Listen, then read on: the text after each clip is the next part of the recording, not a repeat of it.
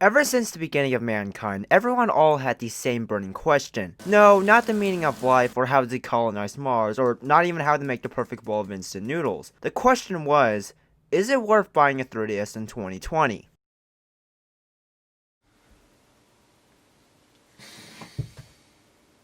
What am I doing with my life?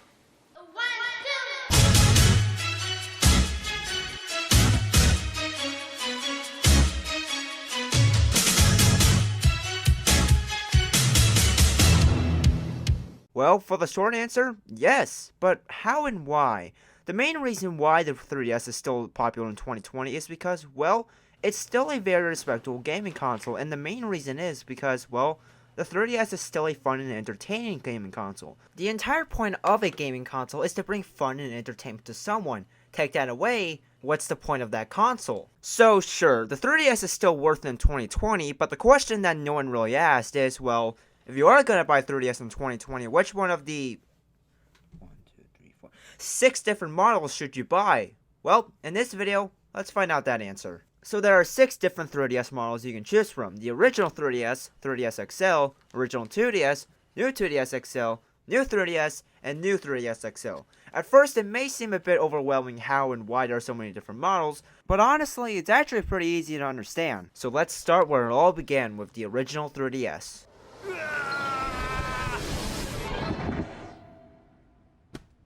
What? What?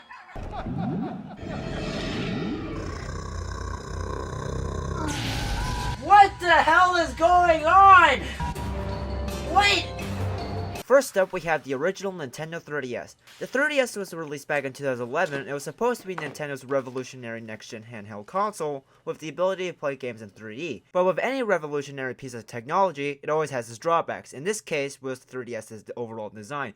The overall design of the 3DS, well, it wasn't awful, it just wasn't good. The overall blocky design wasn't terrible, it just wasn't very appealing to look at, and the overall functionality of the 3DS just wasn't good. The membrane start home select buttons were just awful to use, the stylus placement on this thing was just horrendous, and the overall glossy paint job on this thing was just horrible. And the main selling point of the 3DS, which was its 3D feature, wasn't really that good, and just overall, the 3DS was just uncomfortable to play on. Maybe it's just me, but overall, I just did not enjoy really playing on this thing. Now yes, the original 3DS pretty much did change the handheld gaming industry, and while yes, it was a pretty cool piece of technology, just overall for what it was trying to accomplish, it just did not do a good job at it. Okay, 3DS.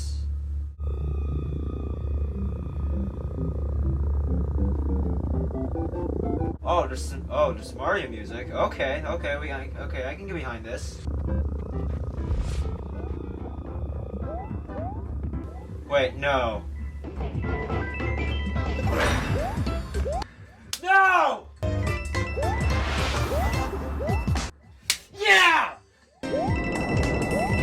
Let's go! So next up is the original 3DS XL, which came out in 2012, a year later after the original 3DS. And the entire purpose of the 3DS XL is, well, to be a larger version of the original 3DS, while also improving the many problems of the original 3DS. One of those things was the design. The overall design of the 3DS XL was just so much better than the original 3DS, being much more sleek and modern, also having actual physical start home select buttons, a actual god tier stylus placement, and a much better matte paint design, which was so much better than the glossy paint job of the original 3DS. And just overall, the 3DS XL was just a better handheld console just in general. And to be honest, I genuinely believe that the 3DS XL was really just Nintendo's way of trying to replace the original 3DS, because after I saw the 3DS XL came out, I barely saw any of the original 3DSs in store, so I don't really know, but whatever. Okay, it's a 3DS. Okay, it's a 3DS XL. Okay, are they gonna make it cheaper? Wait! What? What?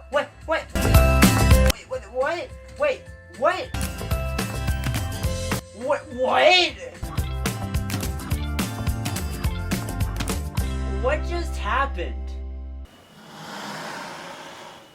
Next is the Nintendo 2DS. Honestly, when Nintendo revealed the 2DS back in 2013, everyone just kind of thought it was just some joke, but Nintendo was actually serious. The Nintendo 2DS was really supposed to be a cheaper way to play 3DS games, and honestly, it worked. What made the 2DS so different from the 3DS and 3DS XL, well, is the fact that it couldn't play games in 3D, and which honestly I don't think really anyone cared because the 3D feature just wasn't that good in general. And the second was the overall design. Instead of going with the traditional clamshell design of the 3DS and 3DS XL, the 2DS went with a more old school Game Boy blocky design, and because of this, it made the 2DS much more cheaper, durable, and I suppose childproof than the original 3DS and 3DS XL, which also made it much more appealing to younger children. And also, probably the best part of the 2DS is the fact that it's the most comfortable of the entire 3DS family to actually play on. Even though the 2DS a lot of times is considered to be the weirdest of the entire 3DS family, while yes, it is weird, like no joke, it's still a really good system to play on. Okay. Okay. What? What? I am mildly confused. Okay, that's cool. Okay. No, okay. Okay, I can get behind this. So next up is the new Nintendo 3DS, which is the updated hardware version of the original 3DS, and to be honest, it was so much better than the original 3DS in almost every way possible. The overall design of the new 3DS was just so much better than the original 3DS, being much more sleek and modern than compared to the original blocky design of the original 3DS, having not as good as the original 3DS XL stylus placement, but still much better than the original, having the old school DS Lite and DSi placement for the start and select buttons, a much better placement for the volume rocker, a weird cartridge slot placement, which is weird, but still fine to be honest, and just the overall design of this thing was just so much better. But that's not all. The new 3DS also had a lot more features, such as the face tracking 3D, the Z or nub stick, whatever the hell you want to call it, the ZR and ZL shoulder buttons for extra gaming play, I guess, much more faster loading time for games, the ability to change the faceplates to help customize your 3DS, also even amiibo support. Okay. And just overall, the new 3DS was just so much better than the original, and also it corrected a lot of design flaws and just overall problems with the original. The new Nintendo 3DS XL system. What? New is good. The new Nintendo 3DS XL system is in stores now.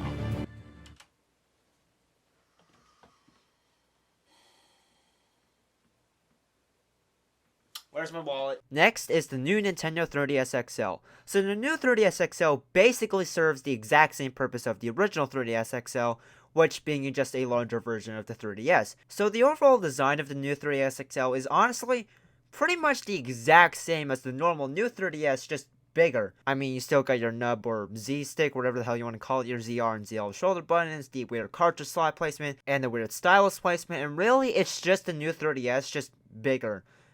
But the only downside of the XL model is the fact that you can't change the faceplate, so that sucks.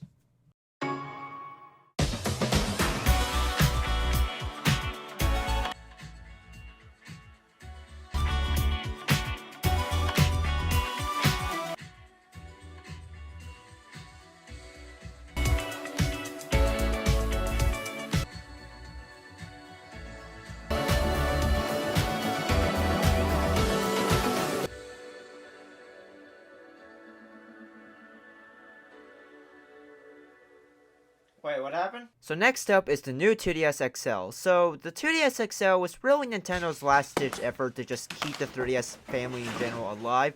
And honestly, it kind of worked. The new 2DS XL was pretty much just a cheaper version of the new 3DS XL. I mean, it still had the Z stick, the ZR and ZL shoulder buttons, amiibo support, and the much faster loading times. Really, the only difference between the two is the fact, well, you can play games in 3D, which honestly I don't think really anyone cared.